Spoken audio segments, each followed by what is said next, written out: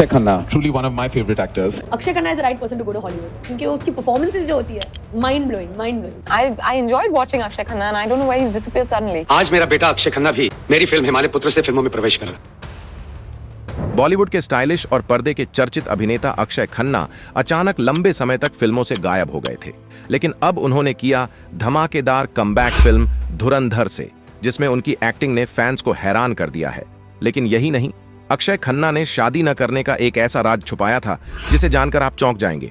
क्या सच में ऐसा हुआ या इसके पीछे कोई और वजह थी? फिल्म की शूटिंग से लेकर पर्दे पर उनकी वापसी तक हर पहलू में छुपा है एक रोमांचक और हैरान कर देने वाला सच, जिसे जानकर आप सोच में पड़ जाएंगे कि आखिर क्यों अक्षय खन्ना ने इतने सालों तक पर्दे से दूरी बनाई। तो तैयार हो जाइए, क्योंकि इस वीडियो में हम खोलने वाले हैं अक्षय खन्ना की जिंदगी और धुरंधर की कहानी के वो राज जो आपको झकझोर देंगे। दोस्तों, आज हम आपको बॉलीवुड के उस कलाकार की कहानी सुनाने जा रहे हैं जिसे इंडस्ट्री में अक्सर सबसे रहस्यमय और कम आंका गया अभिनेता कहा जाता है। एक ऐसा शख्स जिसने कभी चमक धमक और शोहरत के पीछे भागने की इच्छा नहीं जताई, लेकिन वक्त ने उसे अपनी रफ्तार में बदल दिया और आज वही नाम हर सिने प्रेमी की जुबान पर है। ये कहानी है विनोद खन्ना के बेटे अक्षय खन्ना की, एक अभिनेता जिसके पास न तो बड़ी पीआर मशीन है, न सोशल मीडिया पर मौजूदगी, फिर भी उनकी अदाकारी की वजह से लोग उन्हें याद करते हैं। अक्षय खन्ना की जिंदगी को समझने के लिए हमें लौटना होगा उस समय में जब उनके पिता विनोद खन्ना बॉलीवुड के सितारे थे।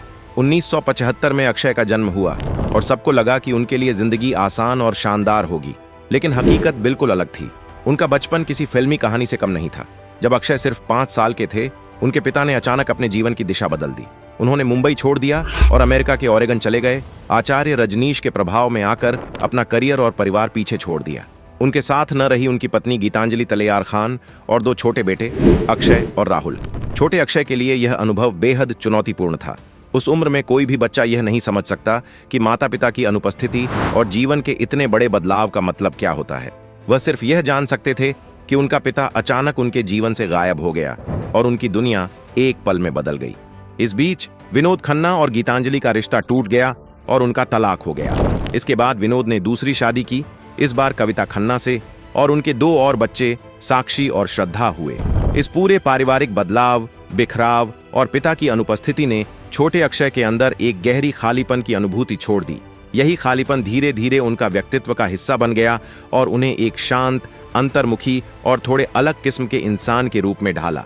जब कुछ सालों बाद विनोद खन्ना वापस लौटे तो यह कहना मुश्किल था कि उनके मन में ज्यादा पछतावा था या अपने बेटे को बॉलीवुड में बड़े स्टार के रूप में लॉन्च करने की जिद। 90 के दशक के अंत में उन्होंने तय किया कि अक्षय खन्ना को बड़े ही धूमधाम के साथ सिनेमा में पेश किया जाएगा। यही सोच जन्मी फिल्म हिमालय पुत्र की। इस फिल्म को लेकर विनोद खन्ना किसी भी तरह का समझौता करने को तैयार नहीं थे। उनका मानना था कि अक्षय की पहली फिल्म किसी भी मामूली तरीके से नहीं होनी चाहिए। बताया जाता है कि हीरोइन का चुनाव करने के लिए उन्होंने पूरे भारत की लड़कियों को रिजेक्ट किया और सीधे लंदन तक का सफर किया। वहां अखबारों में विज्ञापन दिए गए, सैकड़ों ऑडिशन लिए गए और आखिरकार अंजला जावेरी का चयन हुआ। इतना पैसा, इतनी मेहनत और विदेशों की दौड़, सब कुछ सिर्फ इसलिए ताकि दुनिया देख सके कि विनोद खन्ना का बेटा बड़े पैमाने पर फिल्म में कदम रख रहा है। दिलचस्प बात यह है कि हिमालय पुत्र की कहानी और अक्षय की वास्तविक जिंदगी में एक अजीब समानता थी। फिल्म का किरदार अभय अपने खोए हुए पिता को खोजने की कोशिश करता है, ठीक उसी तरह जैसे अक्षय ने अपने पिता की अनुपस्थिति को महसूस किया। फिर 1997 में फिल्म रिलीज हुई और जो उम्मीदें अक्षय और उनके पिता ने बांधी थीं, वे एक झटके में ध्वस्त हो गईं। बॉक्स ऑफिस पर फिल्म बुरी तरह फ्लॉप रही और अक्षय खन्ना का करियर शुरुआत में ही ठोकर खा गया। उस समय शायद किसी ने सोचा भी नहीं था कि यह पहला झटका उनके लंबे और सफल करियर की नींव बनने वाला था। लेकिन किस्मत ने कुछ ऐसा पल दिया जिसने सबको चौंका दिया। जेपी दत्ता अपनी मल्टी स्टारर फिल्म बॉर्डर पर काम कर रहे थे।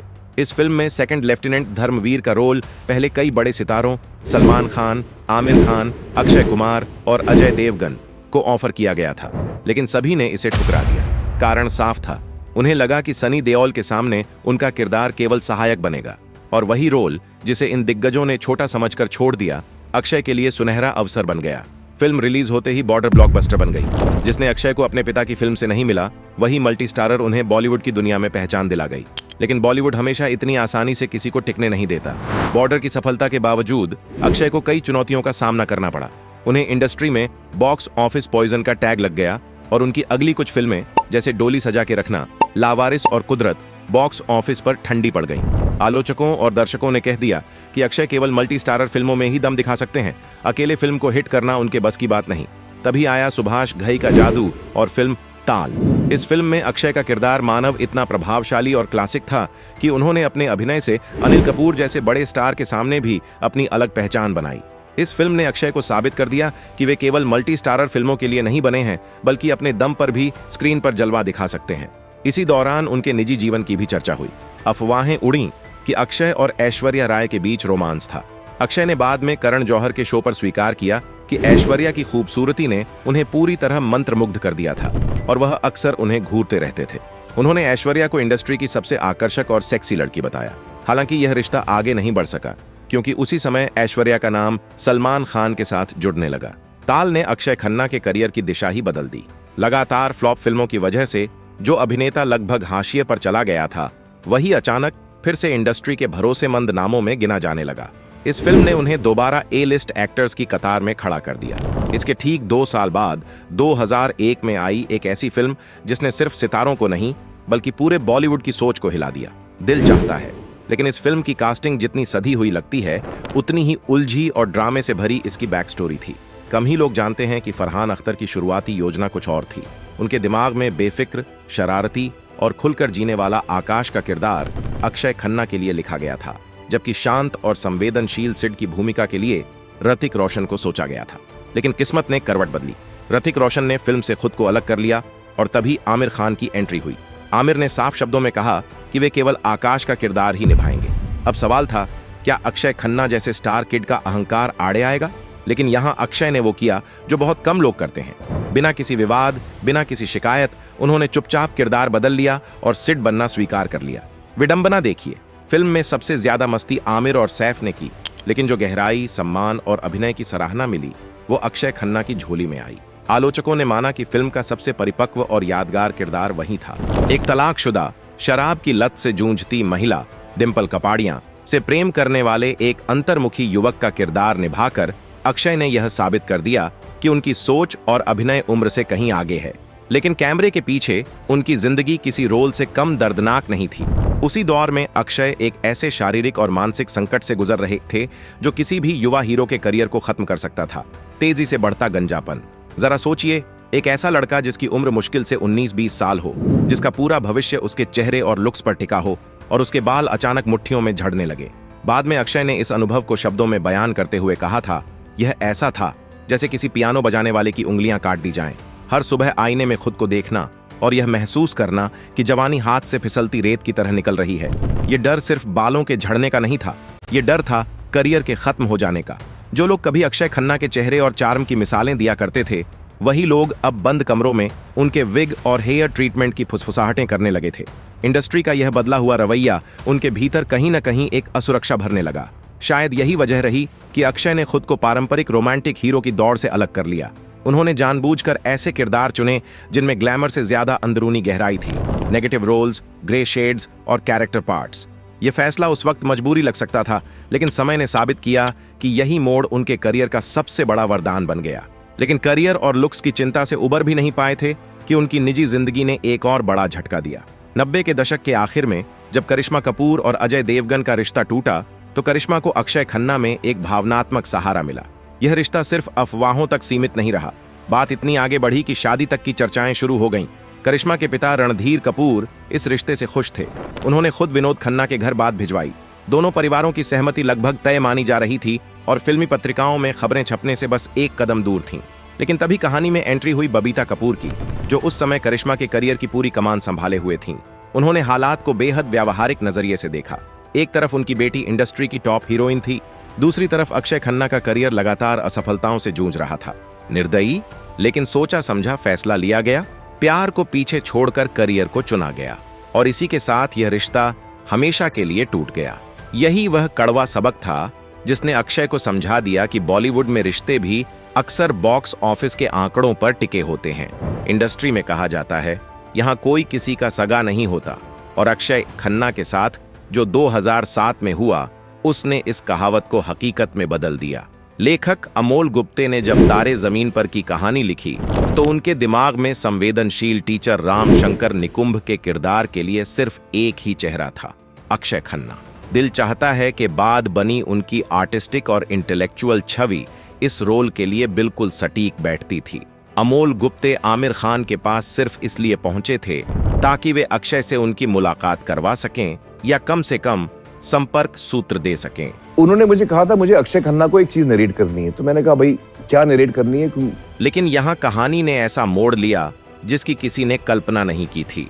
आमिर खान ने पहले स्क्रिप्ट सुनने की इच्छा जताई, तो मैंने कहा सुनता हूँ, उसमें 4-6 महीने निकल गए। फिर मैंने कहानी सुनी, मुझे बहुत पसंद आई। जैसे ही उन्होंने कहानी सुनी, उन्हें एहसास हो गया कि यह फिल्म कुछ असाधारण करने वाली है।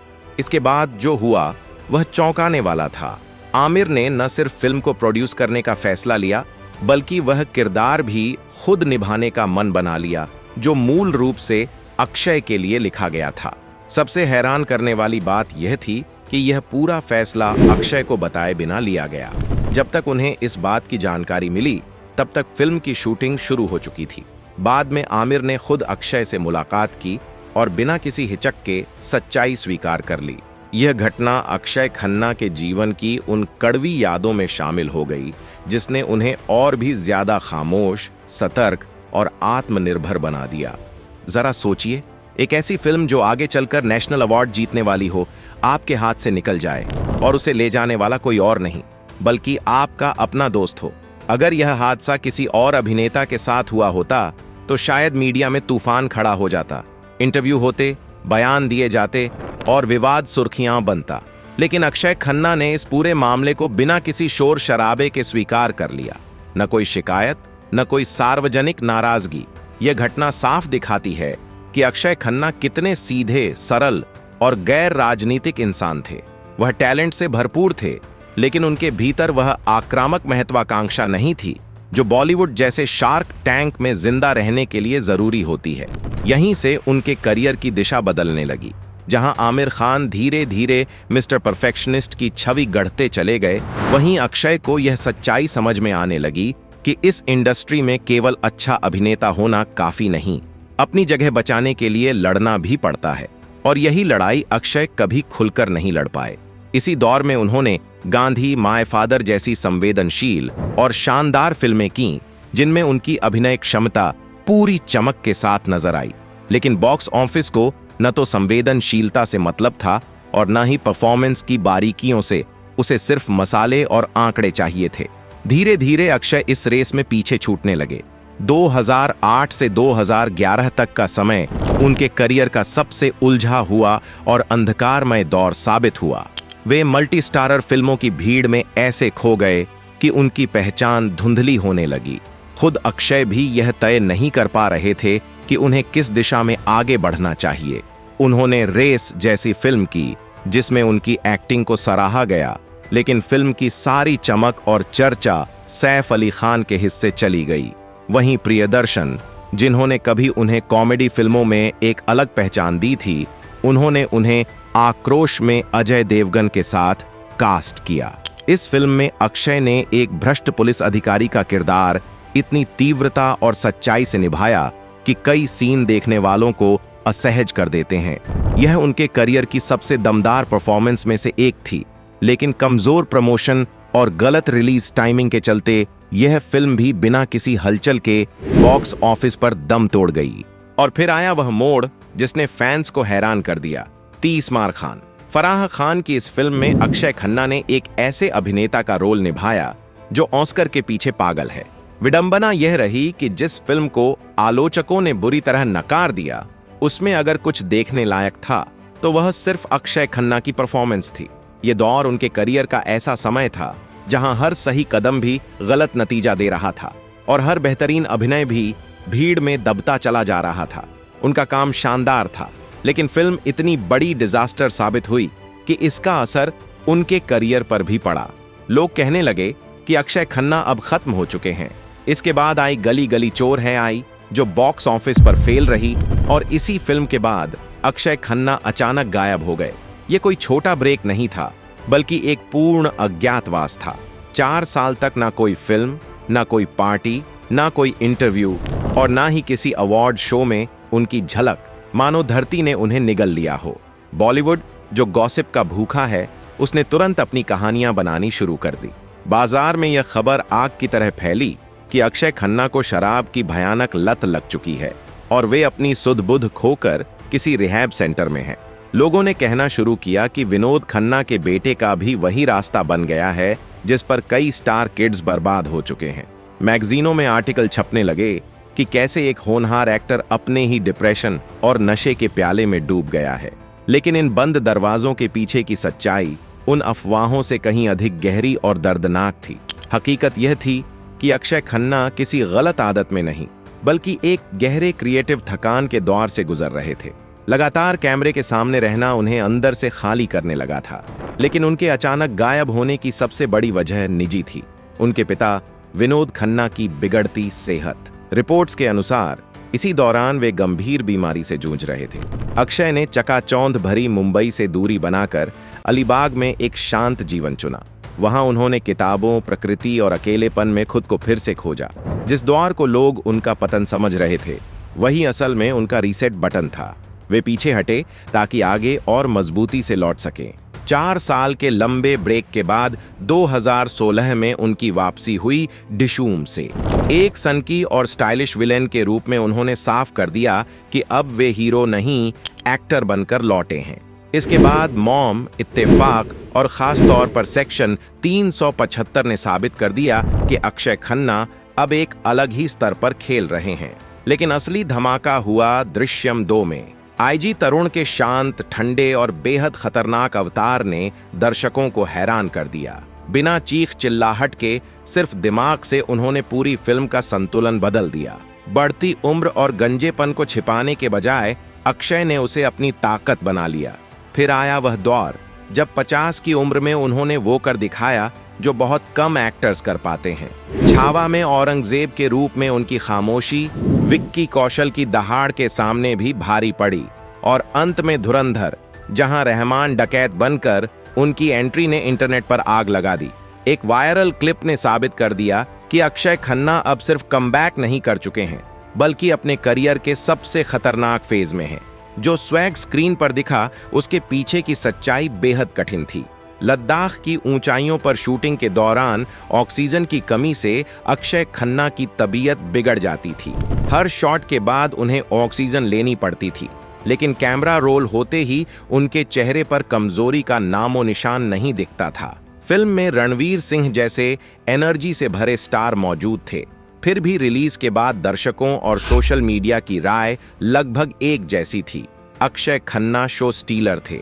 बिना इंस्टाग्राम, बिना पीआर और बिना शोर के उन्होंने साबित कर दिया कि असली असर खामोशी से भी छोड़ा जा सकता है। उस साल को सही मायनों में अक्षय खन्ना का साल कहा गया। आज 50 की उम्र में भी अक्षय खन्ना अविवाहित हैं और इस फैसले से पूरी तरह संतुष्ट। अक्षय खन्ना की कहानी यह सिखाती है कि स्टारडम हर वक्त चमकने का नाम नहीं बल्कि सही समय पर असर छोड़ने की कला है। अब आपकी बारी। आपको अक्षय खन्ना किस रूप में ज्यादा पसंद हैं? इस वीडियो में बताए गए कुछ निजी किस्से मीडिया रिपोर्ट्स पर आधारित हैं, जिनकी आधिकारिक पुष्टि नहीं हुई है। वीडियो पसंद आया हो तो लाइक करें, शेयर करें और चैनल को सब्सक्राइब करना न भूलें। धन्यवाद।